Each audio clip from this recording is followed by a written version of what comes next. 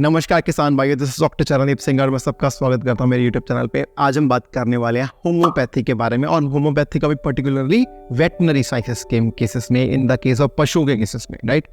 अभी इसकी जरूरत क्यों आने पड़ी है? क्योंकि हमारा वैसे तो मेडिकल साइंस इतनी बड़ी है, इसमें आयुर्वेदिक है, एलोपैथिक है, यूनानी मेडिसिन है, होम्योपैथिक है, लेकिन अब जरूरत इसलिए आ रही है एलोपैथी से डिवर्ट होने, क्योंकि एलोपैथिक में एंटीबायोटिक्स का इतना ज़्यादा यूज़ हो रहा है, इतना ज़्यादा रेजिड्यू बच रहा है और इतना ज़्यादा एंटीबायोटिक रेजिस्टेंस आ रहा है कि पशुओं को अब एंटीबायोटिक से ठीक ही नहीं हो पा रहे। अभी कैटल के केस में अगर मेस्टाइटिस आ गई तो हम क्या करते हैं कि छोटी सी सब क्लिनिकल मेस्टाइटिस होगी, लेकिन हम उसको एंटीबायोटिक्स देने शुरू करते हैं और उस एंटीबायोटिक्स की वजह से क्या होगा, एनिमल की जो दूध में छड्डी आ रही थी, दूध की मतलब मेस्टाइटिस थी, वो ठीक हो गई, लेकिन दूध ही कम हो गया। तो इस ट्रीटमेंट का क्या फ़ायदा?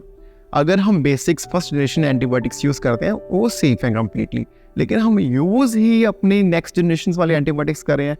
अगर वो यूज़ करते रहे, ओवर यूज़ करते रहे, तो अगले 10-15 साल में थोड़े बहुत ही एंटीबायोटिक्स कर रहे हैं, 10-15 साल वो भी एंटीबायोटिक्स काम करना बंद कर देंगे। तो एक तरह से एडवांसमेंट ये है कि हमने अपने पशुओं को अगर सेफली ठीक करना है तो वो एक एस्पेक्ट है होम्योपैथी। अब होम्योपैथी अपने आप में एक वास्ट साइंस है। तो मैंने एक बुक पढ़ी थी, इनकी text book of veterinary homeopathy, जो एक बाहर के साइंटिस्ट हैं जॉन सेक्सन। तो उसको पढ़ने के बाद मेरे को काफ़ी लगा कि काफ़ी फॉर्मुलेशंस है, काफ़ी तरीके हैं जिसकी वजह से हम अपने एनिमल्स को ठीक कर सकते हैं। तो फिर मैंने जो नॉर्मली अपने पास वेटनरी के है जो होम्योपैथी यूज़ कर रहे हैं तो उनसे कंसर्न किया, जो प्रॉपरली कंपनीज हैं, तो रिजल्ट काफ़ी आ रहे हैं।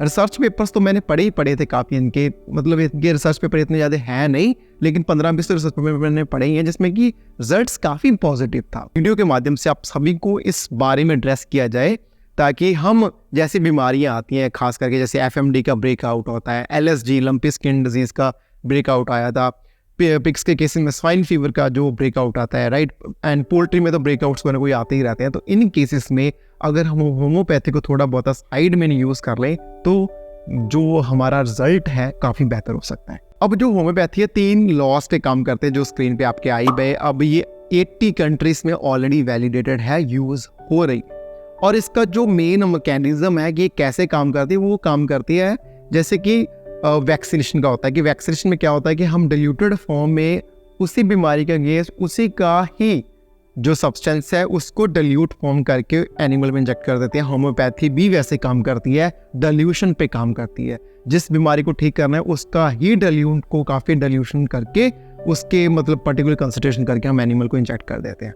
अब एलोपैथी कैसे काम करती है? एलोपैथी काम करती है, लेटर से मेरे सर में दर्द हुआ या मेरे पेट में दर्द हुआ, तो वो पर्टिकुलरली जो है एंटीबायोटिक्स है वो सर के लिए अलग है, हमारे पेट दर्द है अलग है। लेकिन होम्योपैथी कैसे काम करती है, जो भी प्रॉब्लम हो इसने अंदर जाके कंप्लीटली बॉडी को ही ठीक करना, मतलब पर्टिकुलरली ऑर्गन को नहीं ठीक करना, इसने ओवरऑल बॉडी को ही ठीक करना है। चाहे आपके सर में प्रॉब्लम है या आपके पैरों में प्रॉब्लम है, एक ही जाएगा। बहुत सारी बीमारियां जो एलोपैथी से प्रॉपरली ठीक ही नहीं हो पा रही। सबसे पहले हम बात करेंगे कैनाइन डिस्टेम्पर, जो डॉग्स के केसेस में होता है। तो डॉग्स के केसेस में क्या है कि कैनाइन डिस्टेम्पर, इसकी वैक्सीनेशन लगती है लेकिन वैक्सीनेशन फेलियर हो जाती है, लेकिन एनिमल प्रॉपरली ठीक हो ही नहीं पाता, एंड में एनिमल की डेथ ही होती है। तो कैनाइन डिस्टेम्पर के केसेस में भी होम्योपैथी बड़ी इफेक्टिव है और बहुत पॉजिटिव रिजल्ट है, इनफैक्ट क्योरेबल रिजल्ट्स हैं। सेकेंड हम बात कर रहे हैं जैसे वार्ट्स के केसेस में, जैसे कि एनिमल में काफ़ी वार्ट्स वगैरह, वेसिकल्स वगैरह आए थे सारी बॉडी पे, उसमें बहुत इफेक्टिव है। पैपिलोमा वायरस के केस में बहुत ज़्यादा इफेक्टिव है। नेक्स्ट है रोटा वायरस, पिग्स के केस में जो पिग्स में डायरिया आ जाता है रोटा वायरस की वजह से, उसमें भी जो होम्योपैथी है बहुत इफेक्टिव है, इनफैक्ट क्योरेबल है प्रॉपरली। नेक्स्ट PPR का जब ब्रेकआउट आ गया तब होम्योपैथी थी बहुत इफेक्टिव रही थी। नेक्स्ट हमारे यूरिनोलिथोसिस केसेस में भी ये काफ़ी इफेक्टिव रही है। तो हम इसको प्रॉपरली सेफ तरीके से यूज़ कर सकते हैं और जो हमारी जो बीमारियां खास करके होम्योपैथी से, एलोपैथी से क्योरेबल नहीं है, वो होम्योपैथी से क्योरेबल हुई हैं, राइट। तो इसको ऐसे भी नहीं है कि हम अगर एलोपैथी यूज़ कर रहे हैं तो कम्प्लीटली डिस्कार्ड कर दें, हम साथ में एज एडिशनल यूज़ कर सकते हैं। लेकिन जब एक इम्यूनिटी बिल्डअप होगी फिर हम कम्प्लीटली होम्योपैथी पे ट्रांसफर हो सकते हैं पर्टिकुलर डिजीज के केसेस में। जो मेडिसिन है काफ़ी कॉमन है, जैसे बेलेडोना होगी स्वेलिंग के केसेस में, पेन के केसेस में, बुखार के केसेस में, जैसे दूध कम गई यूटिकोर्नेसिस होगी, देन हमारा डायरिया केसेस में पोडोफाइलम होगी। ऐसी काफ़ी फॉर्मुलेशंस हैं, अराउंड 100+ फॉर्मुलेशंस हैं जो मेरे पास पड़ी है, जो मैंने प्रॉपरली पढ़ के उनका रिजल्ट्स देखा है, राइट। तो अगर आपका इंटरेस्ट हुआ उन फॉर्मुलेशंस को और आगे से सुनने का कि हम किस लिए, कौन सी बीमारी के लिए क्या यूज़ कर सकते हैं, तो उस पर भी मैं ज़रूर वीडियो बनाऊंगा। लेकिन इस वीडियो का सिर्फ यही एक माध्यम था अपनी पब्लिक को, अपने फार्मर्स को अवेयर करने के लिए ताकि एक तो पहली बात एंटीबायोटिक्स का यूज़ कम हो सके, क्योंकि उसका सबसे इम्पॉर्टेंट जो गलत फ़ायदा आ रहा है वो हमारे दूध में आ रहा है, और दूध में हम ही पी रहे हैं at the end of the day. जो फार्म्स में दूध आ रहा है तो हमें भी कौन सा है वो झेलने पड़ रहे हैं, राइट। और सेकेंडली जो एंटीबायोटिक्स का हम एक अच्छे से यूज़ कर सकते हैं, वो हम प्रॉपरली एनिमल को ट्रीट करने में यूज़ कर सकें। बात सिर्फ यही है कि जैसे सबसे पहला जो एंटीबायोटिक बना था पेनिसिलिन, अलेक्जेंडर फ्लेमिंग ने पता नहीं कितने करोड़ों पैसे खर्च करके एक एंटीबायोटिक बना था, राइट।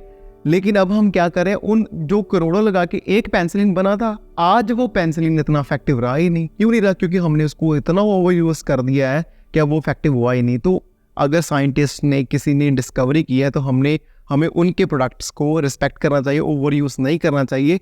अगर ओवर यूज़ नहीं करेंगे तो हम ही बचेंगे, लॉन्ग टर्म तक हम उस एंटीबायोटिक्स को पर्टिकुलरली यूज़ कर पाएंगे, राइट। लेकिन अगर हम किसी भी बीमारी में, किसी भी छोटी बड़ी बीमारी में अगर एंटीबायोटिक्स को यूज़ करते रहे तो धीरे धीरे एनिमल्स में इतना रेजिस्टेंस आ जाएगा कि हम फ्यूचर में एंटीबायोटिक्स पे रिलाई नहीं कर सकेंगे। फिर हम क्या करेंगे? ठीक है, अब तो हमें छोटा सा भी लगा केस आया, लेकिन हम तीसरे चौथे जनरेशन वाले एंटीबायोटिक यूज़ करना शुरू कर देते हैं। लेकिन अगर ये भी जब रेजिस्टेंस हो गई पेनिसिलिन की तरह, तो फिर हम क्या यूज़ कर पाएंगे? तो ये हमें ध्यान में रखना चाहिए, अपनी सोसाइटी को, अपने एनवायरनमेंट को, कार्बन फुटप्रिंट्स को ध्यान में रखना चाहिए, कितना कर रहे हैं ये एंटीबायोटिक्स। तो उसको दिमाग में रखते हुए थोड़ा बहुत हमें आयुर्वेदिक मेडिसिन को और होम्योपैथी मेडिसिन को यूज़ करना शुरू करना चाहिए, क्योंकि आगे में फ्यूचर यही है इन मेडिसिन का। ये